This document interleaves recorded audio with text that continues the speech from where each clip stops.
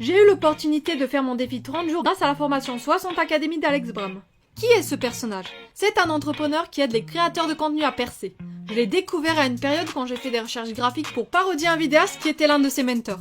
En termes de résultats, j'ai dépassé les 500 000 vues sur ma première vidéo sur TikTok et elle a fait plus de 40 000 vues sur Instagram.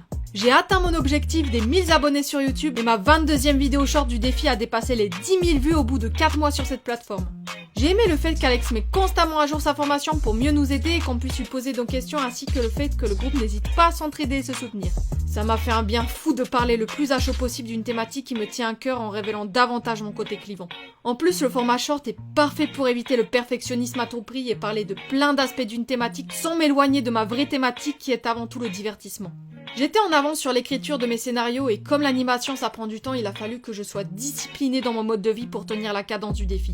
J'aurais aimé qu'Alex m'aide davantage sur la structure des scripts, quitte à ce que je paye plus cher, car je trouve que certaines méritaient d'être encore plus impactantes et d'autres mieux mises en valeur sur le vrai fond du sujet et non pas la forme. Et dans ce dernier cas, je pense plutôt à ma vidéo du 20e jour. Je me suis prise au cul plein de haters qui me diffament pour un rien, même si je suis contente de savoir à qui je ne plais pas. J'ai des nouvelles perspectives depuis que j'ai atteint mon objectif de base sur YouTube. Je continue de poster régulièrement des shorts et d'expérimenter encore des trucs. Je lâche encore plus prise qu'avant dans mon processus créatif car j'ai remarqué que je fais encore plus de vues quand il y a un détail pas parfait dans l'une de mes vidéos. Un peu comme la fois quand j'ai mis la mauvaise couleur de peau à Alex des Totally Spice. J'ai proposé à un gars dans ma thématique de faire un feat avec moi sur TikTok et je n'ai plus envie de constamment faire de l'autopromo car j'en ai pas fait pendant mon défi et ça ne m'a pas empêché d'avoir des résultats. Franchement, pour un premier défi 30 jours, je vous recommande chaudement cette formation.